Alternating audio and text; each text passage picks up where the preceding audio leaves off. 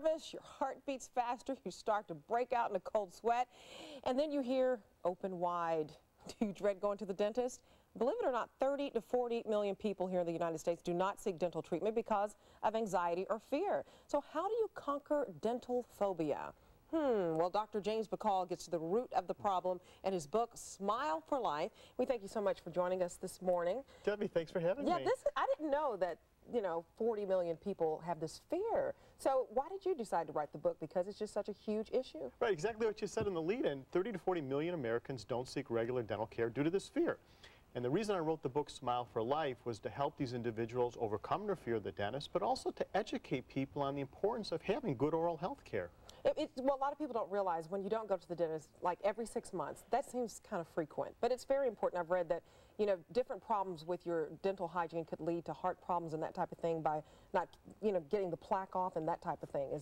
Can it be that severe? Yes. Well, first of all, like you said, the American Dental Association recommends seeing the dentist every 6 months. And this is based on scientific research that shows this is the best time period to prevent tooth decay and gum disease. As far as the overall health of the mouth compared to the rest of the body, people don't correlate how important a good oral health is to the rest of the body. An example would be one, if someone has decayed teeth or broken down teeth because of decay or loss of teeth due to gum disease, it can affect the way they chew their food, which will affect their digestion. Also, 3% of all cancers diagnosed in this country on a yearly basis are oral cancers. Really? And then what you alluded to is also correct. Current research is showing advanced gum disease to be a marker for cardiac disease, much in the way if someone's a smoker, that's considered a marker that means that there could be an indirect or direct correlation to cardiac disease. Yeah, I think that's so important. So have you ever had anybody my dentist actually has a story where a big guy, 6 foot, 6 feet tall, looks like a big football player, fainted.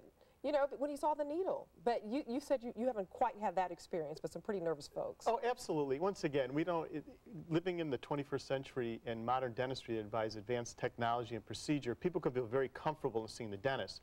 But as a professor of dentistry at Marquette University, I use education to empower people with the knowledge of what 21st century dentistry is all about. Early as dental school, students get educated in behavior science on how to deal with the dental phobics. And when it comes to the actual practice of dentistry, dentists today are very highly trained professionals that are really well trained and understand how to deal with the dental phobics. So as far as people passing out, yeah, there's those rumors out there, but really what we recommend is that a patient have a light meal before they see the dentist. Also that with procedure, the dentist will absolutely, when it comes to anesthesia, the patient won't even see the needle. So the bottom line is that people can feel very comfortable and safe in the dental office. And also you numb the area now before, so you don't really feel the prick as much. I feel like when the shock happens.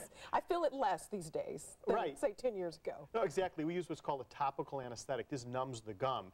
And really the pain people feel is the needle piercing the gum. But once it's numb, when it's actually through the gum tissue, the gingival tissue, all they feel is just a little bit of pressure. Okay, so what do you do if you have a child who absolutely cannot stand the sound of that drill? And I know you've had advances with the drills. They're not quite as loud, and they seem to be, a lot better and get the job done faster. But how do you get a child into that seat?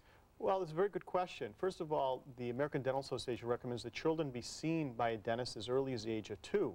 Oh. I also recommend to parents that they take their child to a pediatric dentist. These are dentists that specialize in the field of children's dentistry, much in the way a pediatrician does within the field of medicine. Okay. When it comes to the drill, once again, the sound of the drill has no correlation to pain, though most people think it does. You don't separate it. When it comes to the drill, first of all, there's a lot of change in the high speed, we call the high-speed drill, which is usually air-driven, which is the sound.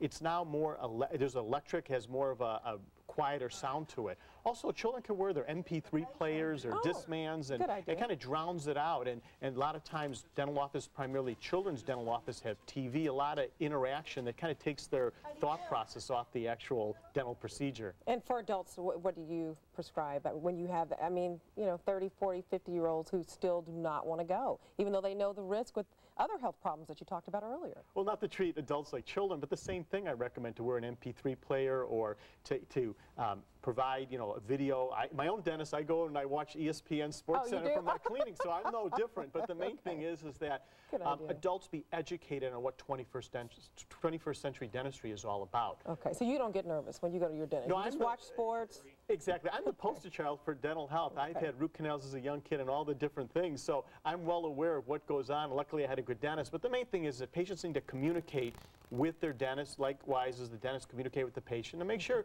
that they understand what oral health care and what the procedure, if they need any, is going to require. All right, Dr. Bahcall, well said. Thank you very much, I Debbie. like that. I'm going to watch ESPN. So if you go today, you can watch the Olympics. Thanks Exactly. a lot. Again, the name of Dr. Bahcall's book is Smile for Life, A Guide to Overcoming Your Fear of the Dentist. And you can find it at major bookstores and on Amazon.com. Scott? Thank you all.